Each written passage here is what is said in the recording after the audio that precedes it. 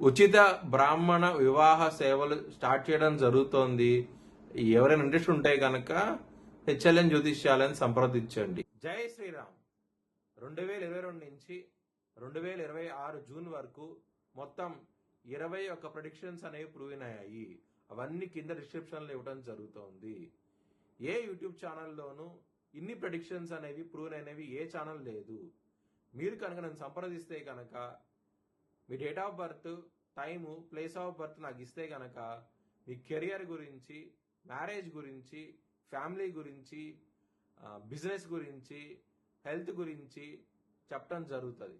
కనుక నన్ను సంప్రదించి. కన్యా రాశికి అధిపతి బుధుడు కన్యా రాశిలో హస్త 4 పాదాలు, చిత్త 1, 2 పాదాలు, ఉత్తర 2, 3, 4 పాదాలు ఉంటాయి. ఈ నక్షత్రం వాళ్ళందరూ నేను చెప్పే వార ఫలితాలు వర్తిస్తాయి. ఈ వారంలో కన్యా రాశి వారికి 6వ స్థానంలో రాహు యోగిస్తున్నారు, లాభస్థానంలో గురువు యోగిస్తున్నారు.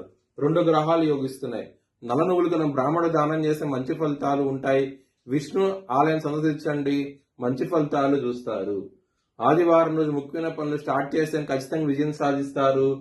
మంగళవారం, గురువారం, శుక్రవారాల రోజుల్లో ముఖ్యమైన పనులు స్టార్ట్ చేయకండి, ఇబ్బంది పడే అవకాశం అయితే ఉంటది.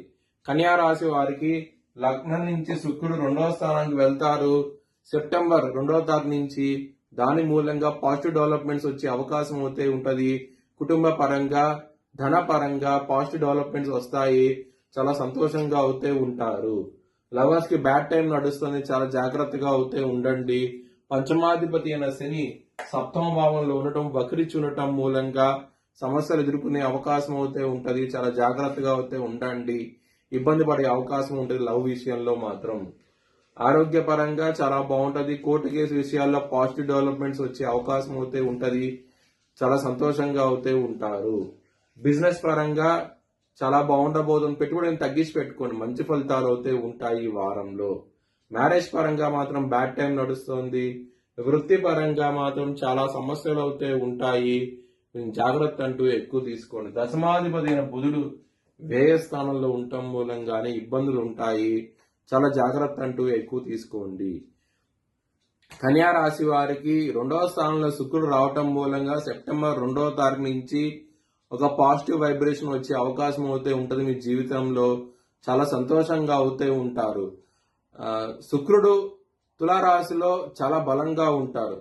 తన సొంత ఇల్లు అయ్యి ఉన్నది కాబట్టి మీకు పాజిటివ్ డెవలప్మెంట్స్ వచ్చే అవకాశం అయితే ఉంటుంది. మీ భవిష్యత్ వివరాల కోసమై హెచ్ఎల్ఎన్ జ్యోతిష్యాలను సంప్రదించండి. Please like, share and subscribe my channel.